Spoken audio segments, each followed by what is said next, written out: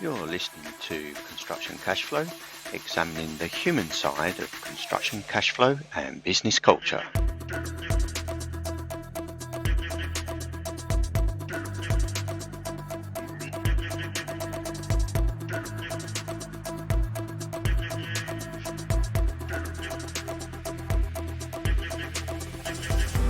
You know, my deepest impact is helping people build community or be a citizen of a community.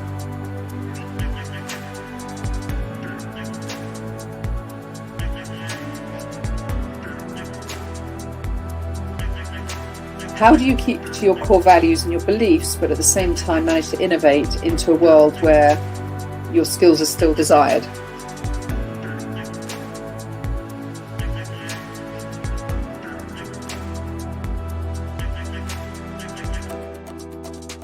That's why I'm really keen to have this interview now, because there are so many people that are potentially going into fear in the middle of it, coming out of it, and if I can pass any thoughts on how we recovered.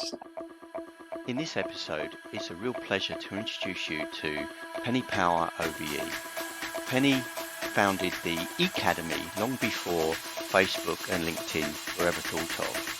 Penny is a renowned speaker, an expert on business and business community.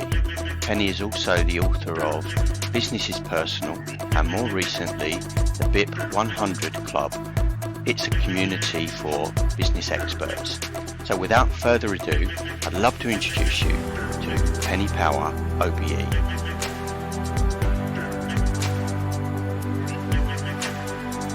Hi Penny. Hello Stu, lovely to see you. And you, yeah, thanks so much for coming on. It's a real pleasure to have you on today, and I'm sure the listeners will really want to know your story, where you got to where you are now, and the ups and downs, the hardships, the triumphs, and that you've been through. And I know you've written a book, and you were the first you developed the Ecademy, and lots of successes. But let's hear it from you. What's your story? How you got to where you are now, and what you see for the future? Wow. So anybody that's listening to this, I'll put your mind at rest that I won't just rattle on, because that's I'm sure we'll have a good conversation about this. I'm really thrilled to be on this podcast, getting to know you, Stu, and seeing how open you are and how realistic you are about life. And the intention of this podcast is just absolutely fantastic. So I really am thrilled to be here. I get asked to be on quite a number of podcasts. It's very lovely when the podcast resonates with what my values are. And I'm, as people will find out, I'm very open. And so a little bit about me. So I'm 58. I am nearly 59, actually. I'm actually a leap year baby, born on the 29th of February, 64, and three adult children, all got their own businesses now, and happily married for 32 years. And joined the IT sector when I was 19 in 83, and really didn't expect to be in business, but I was just filling in a gap year before going to university to do psychology. And I stayed because the tech industry in 83, anybody who's around our age will remember it was a real boom time when everything was going from mainframe and terminals onto the desktop, and the explosion of software. And then in 1998, so was I then nearly 34, I came up with this idea of, wouldn't it be amazing if the internet served us in more ways than just e-commerce and e-procurement? And at the time, this was before even Friends Reunited, which some people will remember, and 4 years before LinkedIn, 6 years before Facebook. Coming from a place of where family values are really important to me, and the ability for people to connect deeply and make one another feel significant in life, I felt that the internet was going to really, although it would connect us, it would possibly emotionally disconnect us. And I was right. Not wanting to be smug about that, I didn't realise how right I was being. But I really thought, wouldn't it be lovely if we could create a community, not a network, a community of business owners across the world, to help them become really strong friends with one another. And my husband, who is the ultimate connector, Thomas Power, loved the idea. He rocketed it. I was at home with 3 children under 4.5 at the time. So I was able to do a huge amount of the ambassadorial stuff, building the community and serving the community. Well, Thomas went around the world really growing it. And we grew it over 14 years into a phenomenal place, absolutely beautiful, where we had 5,000 offline events a year, but the culture was definitely warm and loving. And on the 7th of February every year, there's often a post by different members remembering the launch of Ecademy on that date, and really saying that that really set them on a course to understanding the real promise of the internet and what it could be.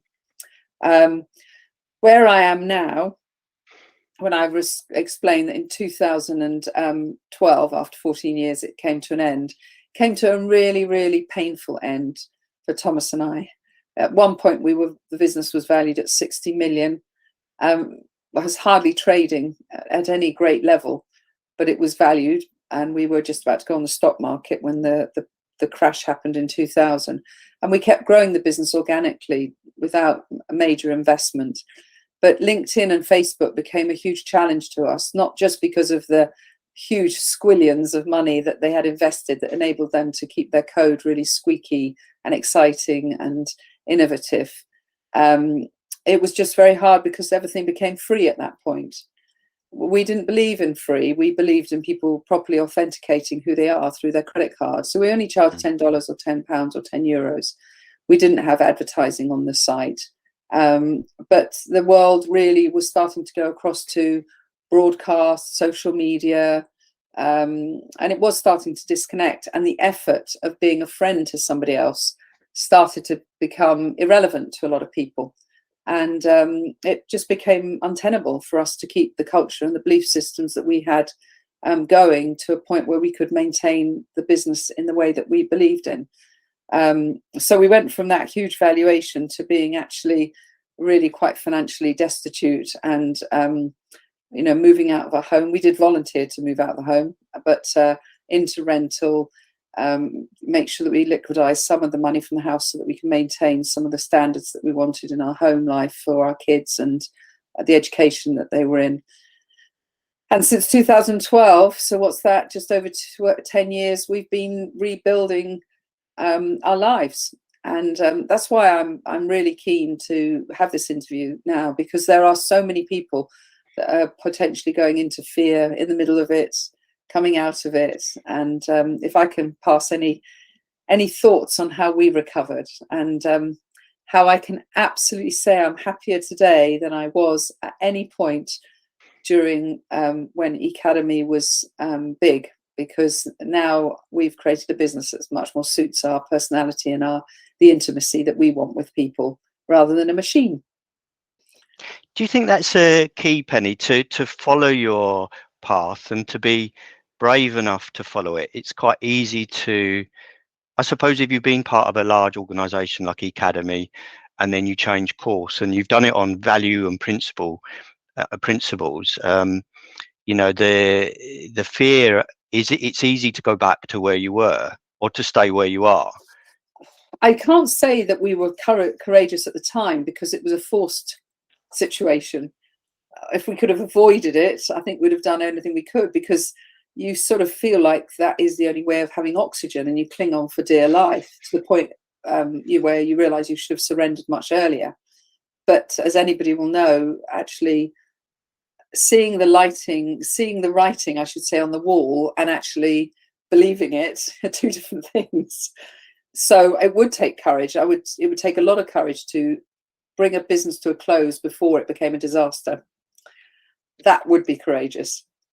So I don't think we were particularly courageous. It became, there was an absolute full stop for us in the end.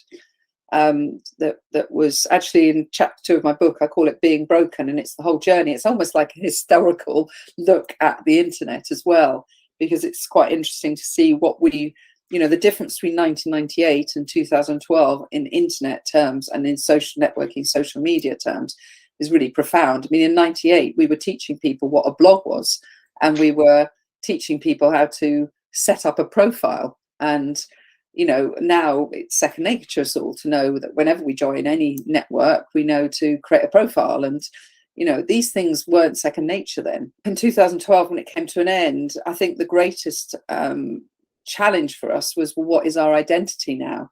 Because our identity was so connected to this global business called Ecademy. Yet we couldn't lick our wounds. We had to survive financially with 3 kids, various stages of their lives that required us to be strong and keep a roof over their head and keep them in their education and universities or whatever stage they were at. We very much had that scarcity mindset, not an abundant one. We were, you know, grabbing hold of whatever we could. I was very fortunate that I had actually come up with an idea, having written the Digital Business Britain manifesto with the business minister at the time was the overall minister was Vince Cable, but the business minister was Mark Prisk, and I wrote the Digital Business Britain manifesto, and in it was really talking about the skills gap. And it was really apparent that there was a digital skills gap, but you had these born digital youths coming through who all had social context around how to use YouTube and Facebook and Instagram, but they didn't have any commercial awareness. So there was this big gap. And in 2012 was when, you know, there was the Tottenham riots. There was a lot of very unhappy kids. And I looked at the apprenticeship model and thought, well, this is fantastic because it's vocational. Kids can come out of education in the traditional sense and start applying themselves to what their skill is rather than the way that they've necessarily been educated.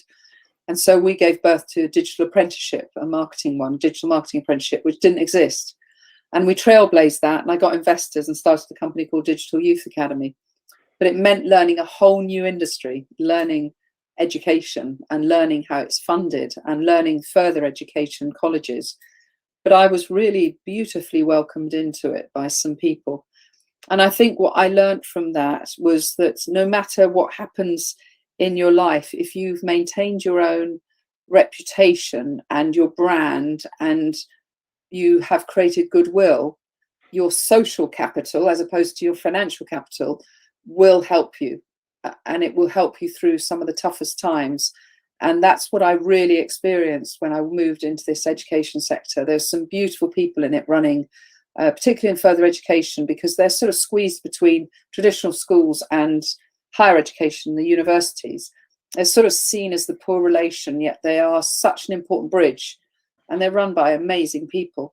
So I spent 4 years building that brand and that business until I got that through to an exit. But again, it wasn't an exit that was particularly financially successful.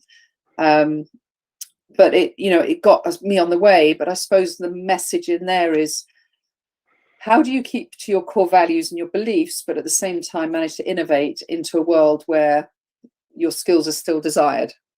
And it has been a very interesting 10, 11-year journey, actually, in that.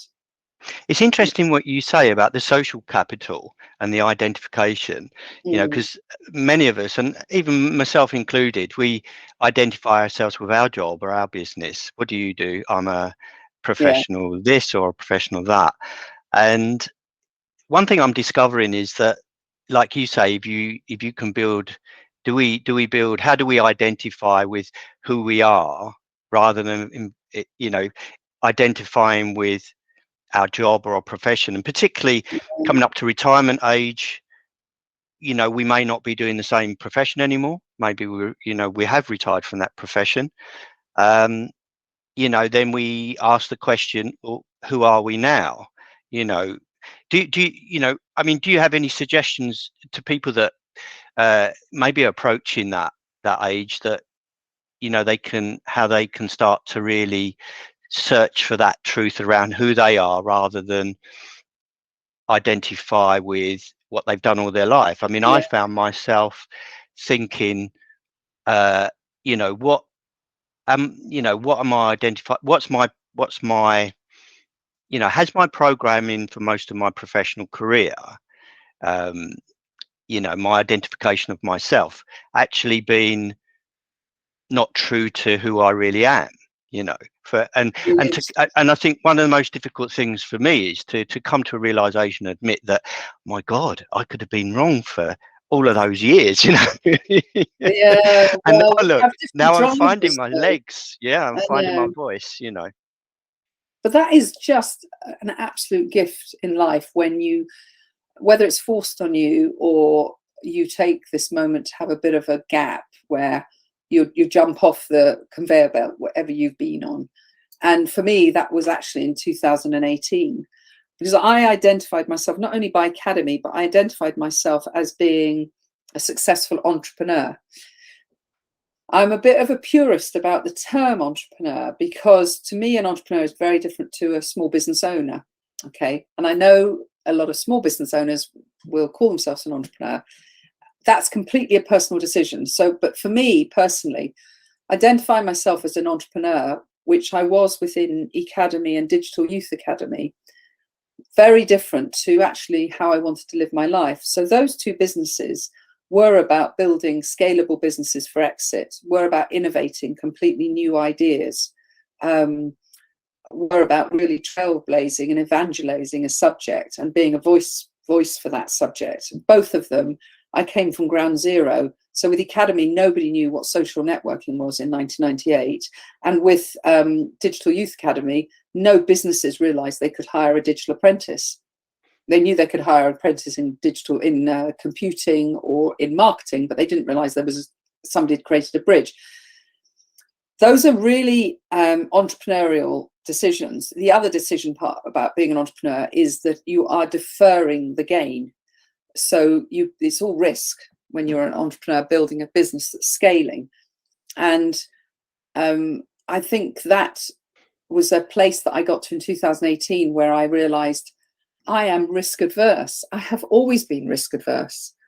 I don't want to be that person anymore. And I haven't got enough time left in my life, I felt, to be that person, to recover from another failure or another whatever, whatever you would call it. And so in 2018, I sort of stepped away from that and moved into how do I just make an income as opposed to how do I make an asset. And that was a really interesting shift for me. And that's when I was very proud to be a small business owner and not necessarily do anything that's reinventing anything or inventing anything new. I just thought, you know, what are my qualities and what is my experience that I can bring to people that I want to do work with? And that filter was really important to me. Who do I want to surround myself with that makes me feel significant? It's very easy in this world to feel very insignificant, to feel small.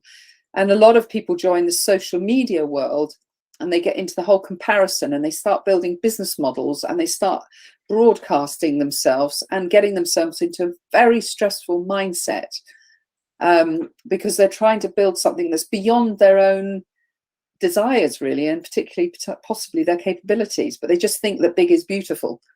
And I've experienced big and it wasn't beautiful. Not for me. It was for our members and I'm very proud of what we achieved, but for Thomas and I, there was never a day when we had the income we needed building this huge business. So when I became more income focused and thought about, well, what do we truly need? And that also was about really reevaluating what your own personal financial ambitions are. You know, how many of us have the amazing car, the amazing house, more because of an identity than the actual needs that we have? And those were the things that, you know, we had. And did it bring us huge happiness, really, to have those things? And so in 2018, I stepped into a very different mindset around my life and what was needed to make me a happy person. And the strapline to my book that I wrote that year was Be the Leader of Your Life and Business. And it actually started with me going to see a psychologist because not only we had a lot of financial trauma, we also had some family traumas that were really significant. Premature deaths of my brother, my niece. My mum had dementia. My daughter went through a terrible trauma where she was abducted by 3 men. And there was so much trauma going on in our life as well as financial trauma. by 2018, I didn't have a burnout experience, not an obvious one, but I definitely knew I wasn't as happy as I could be. And so that opportunity to reevaluate my life and talk it through with a psychologist is what I've actually included in my book, because I felt like there should be 5 million people in the room with me who were all struggling business owners, to really give us an idea of what are our character traits and our personality traits that we're not really aligning with in the way that we're trying to live our lives. And so since 2018, my husband and I have reconstructed our lives. And actually, interestingly, our income is higher than it's ever been, but we just don't have an asset like we had. But what was that asset giving us, really? It was a dream. Yeah. Yeah, I think with myself as well, you know, I did scale my business at one point, and you know, had the income, and I was identifying with the status. I'm not sure I was particularly happy. I was continually striving, and it wasn't till I was able to let it go, had to let it go, Yeah. the unraveling of who I thought I was to get into me wasn't a straightforward, easy process. No. But it's getting me to a place where I'm reevaluating what I want out of life, and going back to what you said about, you know, it doesn't have to be on a grand scale. You know, it can be, you know, just focused in on where you think your strengths and weaknesses are. You know, what you prefer to feel more comfortable with, where the vibe is that gives you a little boost. You know, and Absolutely. so I think staying on that, I think it's you know, really amazing and noble of how you've actually transformed from a large, you know, the large organization, going through the difficult times that you did with the traumas, and then coming to where you are now, because you seem so happy and bright and vibrant and a lot of and positive energy. So how did you how did that transition from that, where you were at that low point, how was that transition to where you are now, that healing process? I mean, what kind of things did you do, or was it just a kind of did it kind of evolve? No, I think there was a lot of effort put into it, but with a lot more clarity about what was right for me. So in 2018, I just stepped away from that aspirational entrepreneur mindset into, actually, I am really comfortable with who I am, just who I am. And that's a really interesting subject in its own right. And there was a few things that catalyzed that for me. One of them was, I mean, I've been really blessed that I've always been asked to do a lot of public speaking, which is fantastic. And I love my public speaking career. And that didn't come to an end. But actually, I had got used to entering any room and people knew who I was, right? And so this will make me sound like I'm a real egotist, but it was incredible for the ego. It gave me confidence. If you walk into a room and people know who you are, you're going to have a lot more confidence. And there was an event early on in 2018 in Bristol, and I was asked to speak at it, but the amount of money they were willing to pay me was a lot less than I'm used to, or I used to command. But I thought, yeah, I'll do it. I want to do it. It was to small businesses. It was sort of a small business expo. And when I drove down it was an awful journey. I live in Farnham in Surrey. I had a terrible journey down the M4 to Bristol. Terrible time going, what's that, M something, that when you come off the M4 down to Bristol. And really panicked, pouring with rain. Couldn't find a car park. Finally found a car park. Lugged my stuff across the car park, soaking wet, into this expo room. Now, what I was always used to was there would usually be a green room. Somebody would meet me. They would say, "Oh, Penny." I think there's a thing where it's very good for speakers to be boosted a bit, because you're going to have a lot of courage to stand and speak. So usually I was used to people saying, "Fantastic, you're here, Penny," you know, given a cup of coffee. Instead, I found myself queuing with everybody to get a badge. Nobody knowing who I was, and then taken by somebody in a very unprofessional way to a room that I was going to speak in. And found that in this room there were hardly anybody in there, and I was used to big audiences. There was about 12 people in the room, and when I asked, do just to get some context, does anybody know me? Not one person knew me. And the whole experience was really grounding for me, but it absolutely played to the dark side of me that I hadn't realized I had, which was, but surely you know who I am, right? So I actually sent a little bit of a task, and I went off to the loo and I Googled how to get out of the way of your own ego while I was sitting on the loo, just to give myself some, because I was literally in a bit of a frenetic feeling. And I realized what was going on, and I reset my head. This isn't about you, Penny. It's what impact you can have on those 12 people. And that's always been my mantra in life. But for some reason, this transition was really testing that. And we had a really successful, lovely, intimate time talking with them, helping them. It was almost like group coaching that I did in the end.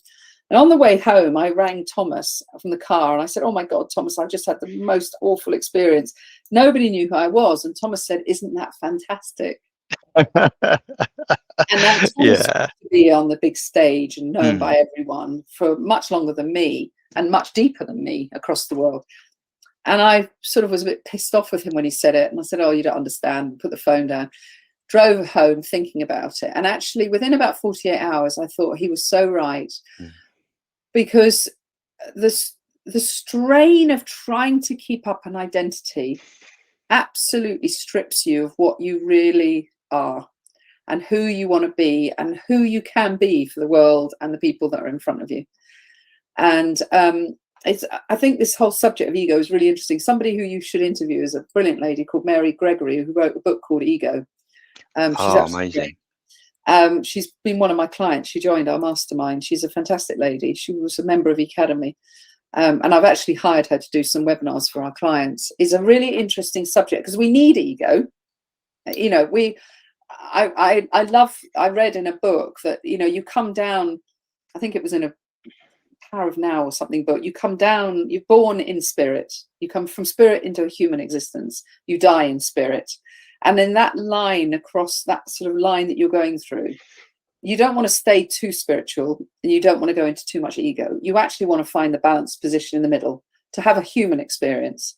Because we all know people who are too ego aren't very easy to communicate with, and people who are too spiritual can also be hard to communicate with. If you can find that balance, and that's been a real place for me in my life where, and I think balancing ego and our decisions are we making decisions based on our ego, or are we making our decisions based on impact?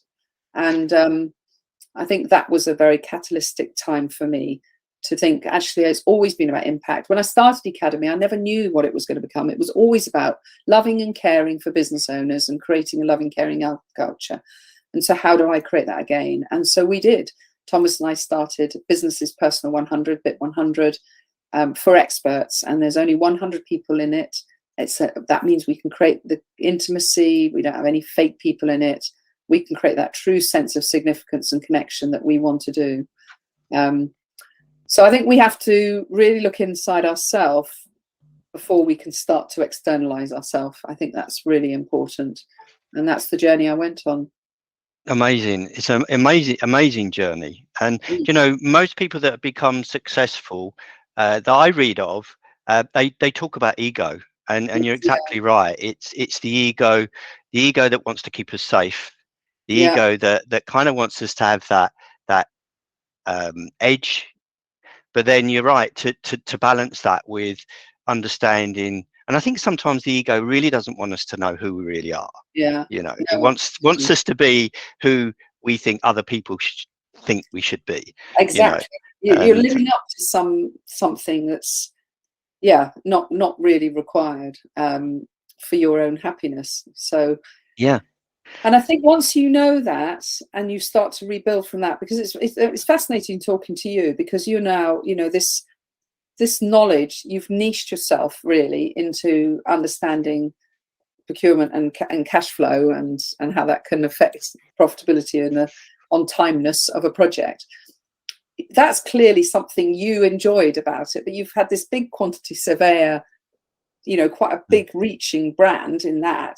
But now, I think now is the time for us all to really niche into what really gives us joy and where our deepest impact can be. And it will be just my deepest impact is helping people build community or be a citizen of a community and know how to be a citizen. That to me that's aligns with me when I was a 10-year-old all the way through to when I'm a 110-year-old, hopefully. Yeah. It's a fantastic subject, community, and I think it's really coming back. People are searching, particularly with what we've been through the last 3 years. People are really searching to find their identity and find their identity in a community. I know with me, when I found myself homeless, somebody suggested to me join a choir, and something I hadn't done that before, and I'd never would have dawned on me to join a choir. And it's a choir called the Choir With No Name. And it's a choir that's been set up. It's actually a charity, but it's set up for homeless and marginalised people. And I went along there and I was feeling, I suppose, pretty deflated, pretty down, and I went there and I got such a boost. And there's people there from all sorts of, and it's community. I didn't realise at first, but it's actually community. We go there, we sing together, and then we have a meal together afterwards. And there's people from all sorts of walks of life that have maybe hit on hard times, men and women that have maybe been homeless, lived on the streets. Some of the testimonies are amazing, from people that have been millionaires and now are not, people that maybe have suffered some mental health problems or other health problems, people that have been shot, stabbed, you name it. Some of them, they say it's it's a life-saving event to be part of a community, and I think it is. If you find your own identity and find that within a kind and loving community, maybe people that share in similar walk of life as you, whether it's business or personal, or you've got some maybe you're suffering homelessness, but you can share it together, and I think that carries the burden, gives you a bit of a boost. It's lovely, and I think what we all want to know is that our human experience is actually normal. I think it's very hard if we don't become part of a community and have real experiences and real conversations. We will feel very isolated and think that we're so abnormal, that we've screwed up somewhere in our lives. We will it's so important to be in a community where you are with normal people who talk normal life and realize that the human experience is a real challenge. It can be very beautiful, but I look out, we've got a meadow next to us here and it's flooded at the moment, and I look out every day. Sometimes there are deer, sometimes there are fox, sometimes there are birds, and I look at them and I think, we are just animals. At the end of the day, I'm watching them, hoping they don't get smashed by a car on the road, hoping they get enough food in, hoping they find shelter tonight. We're all the same. We are all the same. And so our 90 years, or however long we have on this earth, every single person will have moments when they can't find the food, when they can't find the shelter, when they're dodging the car that's going to run them over. The human experience is still an animal experience, isn't it? It is, yeah. But when we are listening to other people and take time to listen, which is a beautiful thing to do for others, it's so calming, because we then realize that it's not that we are screwing up on life, that we're just all doing our best and things happen to us. Sometimes they're in our control and sometimes they're not. And at the moment, the world is in turmoil. We've come out of COVID, we've got wars, we've got cost of living crisis. Nobody should be embarrassed at all by the situation they find themselves in, but they do need to have the courage, as you've said earlier, to connect in with communities, whether it's a singing one. I in 2018 walked into our local church for the first time, and I walked in, I did a post on LinkedIn about this, and it's actually unbelievable how much attention this post has got, because I explained that I just walked into the church not knowing whether I believed in God, but I only wanted to find love and hope. And I said to the vicar after the first service that I did, sitting in there, and I was very emotional at the back of the church, I was crying quite a lot. And he came up to me and he said, "What brings you here?" And I said, "I have no idea whether I believe in God, but I just felt I needed a sense of love and hope around me." And he said, "Well, I believe God brought you here. So that's up to me to believe that, but you can definitely have as much love and hope as you want." And Thomas and I love it there. I'm still on a journey to whether I believe in, I watched this incredible congregation. But that was my version of you going to the singing community. And my desire is to bring true community to the business world. So I suppose we've been through watching social networking, then social media, and now the next true phase should be community. A lot of people are relabeling their networks into community and saying we run a community, but a community doesn't function at a transactional level. It functions for the citizens, by the citizens, and enables citizens to love one another and give each other significance. And that's really what we did back in '98 and what we believed in until we had to close it in 2012. And that's what we're bringing back ourselves, but also helping others to achieve it within their businesses. So what would you say the difference between a network and a community is, and how, for example, would you say Facebook or LinkedIn is a network or a community? Well, first of all, I would say that if people are in a community, they'll use the phrase, "I belong to a community, I belong to it." When they talk about a network, they tend to say, "I use a network." So that immediately says, one is an emotional word. A sense of belonging is a human need. Anybody that knows Maslow's hierarchy of needs, the five, it's the middle one. After satisfying your physical needs, feeling safety, the next one is a sense of belonging and attachment. Then you get self-esteem, and then you get self-actualization. So first of all, you'll only feel you're in a community if you really have a deep sense of belonging as a citizen of it, where you feel you've got a voice and where you feel people listen to you, and where it's not just purely transactional.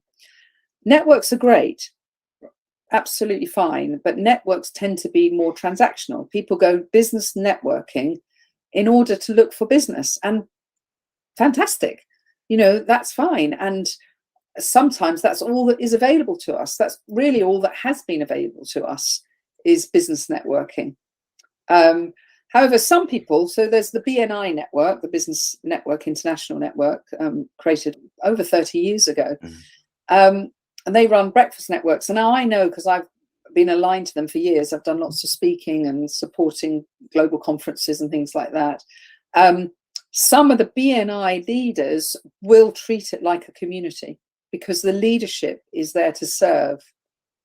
And you have to have a servant leadership approach to running a community. It's not about you, it's about the citizens and what they're achieving and getting. And definition of achieving can be very wide. It can be reducing your sense of loneliness, even in a business network. I mean, I do a survey regularly on it, and over 70% of business people say that they are lonely in this survey. And I get a good number of people answering it. Loneliness, it's in our lives in many ways, but business loneliness is really huge. And it's not surprising, especially now I've got remote working as well, because when you're in a community, you get a sense of connection, proper connection. You get a sense of contribution, where you can contribute to others and others will contribute to you. And you get a sense of significance. And significance is the feeling of being worthy of attention. That's what significance means. When you're in a network, it's very different. It's more about what you do, not who you are. And people will filter based on, is this person going to be useful to me, either as a client or a supplier? They're not really spending the time to deeply open up at a really truthful level with one another and become potentially lifelong friends. I think you're right. And particularly in certain circles, particularly in my professional background, sometimes it's a little bit taboo to to let your emotions or feelings, it's all very professional, and you have to remain professional. And sometimes I think a little bit of authenticity and a little bit of openness, even in business, as you say, we're all human, we're all animals, if you like, we're human beings, we've got emotions, we've got energy. And even in a business meeting, we're all trying to hide the vibe, we're all trying to be very professional, but maybe there'd be a better connectiveness, maybe better outcomes if people were able to be a little bit more open. I know when in my position, I found it very kind of part of my healing process to share. And I'm not quite sure whether people really want to hear it. That's the fear. If I open up and say, well, I'm in this position, I've got here because, I might be frightened that people might think he's less than because he's ended up doing that. But I found that sharing it, I did a series of live Facebook lives talking about where I was and what I was doing.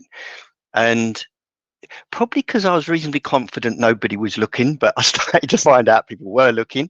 But I found it very cathartic, really. It was part of my healing but also I think keeping myself accountable to myself, that I'm going to actually, turn the corner and turn this into something positive, trying to not label the feeling, this is a bad thing.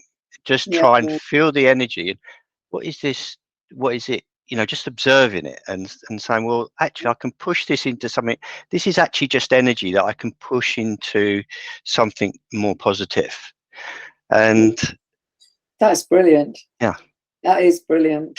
It is. I think, that when you get the opportunity to share, and we can do that in many ways, you are getting to a point of acceptance about where you are. And the opposite of acceptance is resistance. And until you can accept, and so clearly you went through a journey and I went through the journey of just accepting, not, just accepting it's happened. And actually, scientifically, my psychologist told me that really does create quite a big shift in the neural pathways of your brain. It actually moves you from being defined by your past into becoming a memory, but not defining you. And I did this with 16 different things that were defining my everyday, things that would come up in my everyday that were not relevant to my future. And so I went through what's called EMDR. And I went through that. Sharing with a psychologist was the first step of what you talk about. And then you shift into acceptance. And then when you go past acceptance, you're ready to move forward. But until you are able to talk about it, even if it's just with one psychologist or one friend, until you're ready to own up to it and talk it through, you are resisting. And while you're still in resistance, you're in denial, you can't move forward. You just can't move forward until, and you're also asking people to accept me for who I am, not for what I am. And I think we want to do business with people when we know who they are. And so you haven't lost your skills, your talent at all. What you've enhanced is who you are, massively around that. So when people hire you now, they're getting a really authentic, empathetic experience. It's far more powerful than people putting on a suit and tie and pretending to be successful. And then it's coming back to the community and the things that you've developed, particularly, the exciting project that the BIP 100 Club, which, people are in community, and it's that business community that they can, they can share in confidence and be authentic. And I think it comes back to that, doesn't it? And going back to what you said, that, they can build long lasting, deep relationships. And that's around business. Maybe not always. How does that? Where do you go from a community of professionals and business people? Where is that line between that kind of personal relationships and the transactional relationships? Yeah, you it's know, because very it's kind of finding where that is. It is. I mean, we say community first, commerce second in terms of set values. And we spend a lot of time talking to people that apply before we actually say, I think you would enjoy this community. You're right for it, and we're right for you. Because we want to make sure that this investment is going to give them value. And if there's a mismatch, it's just going to be a waste of money. So effectively, the community is run either on, we run it on Slack, where that's an open community where people can talk and ask questions, and there's various themes on it. We run it on Zoom, where there's 3 or 4 Zooms every week with different themes where people come in and talk and share and help each other in different ways. But the most critical part of it is that we've got everybody's profile on an app, and it's the real culture of having one-to-ones, so that when you know and have the courage to say to someone, can I have a one-to-one with you? You know that you're going into a situation where it's going to be community first, commerce second. But ultimately, everybody will talk about their business, but people have got to know each other. And one of our members said they don't Google it now, they bip it. And so when you create that, you create a very natural marketplace where people will look a bit like, no difference to the offline world, where I live in a village called Tilford. There's a pub, there's a cricket club, there's a village hall, there's a little primary school, and there's neighbours. And some people won't ever go to the pub. They'll literally knock on each other's doors as neighbours and have each other in for cups of tea or a glass of wine. And they're doing the one-to-ones.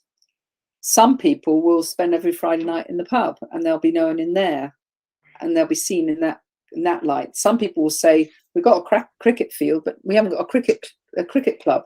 Why don't we start one? And one of the citizens will create a new idea. And we've had that happen, where the diary has expanded on what's going on because a member will say, I'd like to contribute this to it. Thursday night, we're going to the theatre with a load of members because a member has said, I'm going to arrange 4 theatre trips this year. That's true community. But the commercial part happens because everybody's interested in business. Everybody's intrigued by, I'm very interested in you as a person. And now I know that you belong to this singing group and what you've been through. But I'm also clocking and tagging the fact that you understand construction cash flow, for example. That tag sits with people, and they just always are looking out for opportunities for each other. Because it's great when you can pass that connection to someone. I mean, today I've connected loads of people to loads of people as a speaker. I've had a conversation with a speaking agency, and I've said, what other types of speakers do you look for? And I'm constantly thinking of that community, but they're all doing that. In the same way in the pub, you'll get to know who the plumber is and the roofer is and the gardener is and the accountant is. Anybody says, oh, I've got a leak, you'll go, oh, you need to use Mike, Yeah, and I suppose from an entrepreneurial perspective, we have certain traits that are, maybe skills that cross boundaries. That we pull them together and say, well, Mike's good at that, and Fred and Sharon's good at that. Why don't we? There's something we can pull together, and we can do this and do some collaborative projects. Definitely, we're seeing that in many ways. Yeah. That sounds amazing. Well, it's really lovely speaking to you. Oh. Do you have time for a quick fire round? A quick fire round? Yes, I do. Okay. All right. We'll do a quick fire round. Quick questions around you and a bit of motivation. So the first one, how do you start your day? So at the moment, I'm struggling with a very, very broken knee, but so I'm not doing as much as I would like to when I first get on the morning, but I am still swimming. So I go to a local pool, an outdoor pool, 3 times a week and swim 2 kilometers front crawl. When are you most productive? When am I most productive? First thing in the morning. I love mornings. I used to do my revision for my A levels and things at sort of 5:30 in the morning. So I'm very, very alive in the mornings. Evenings, I get very tired.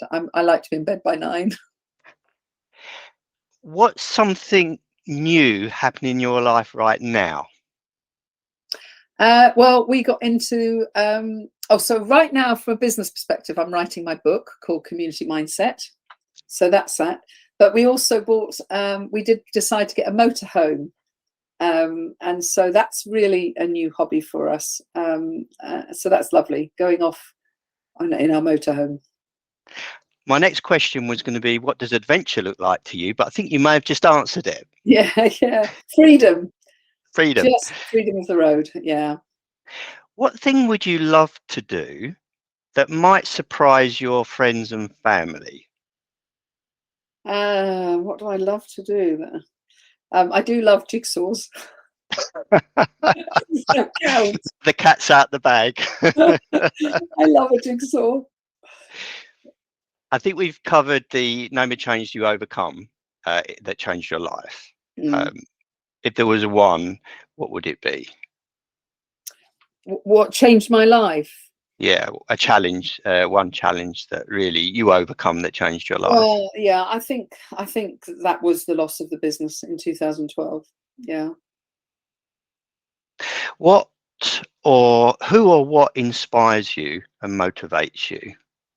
Well, this will sound very sickly, but definitely my husband and our 3 adult children. I think the more we can do that reverse mentoring where young people, so I actually have, my daughter is my coach. I meet her twice a month. I pay her just like any other client would.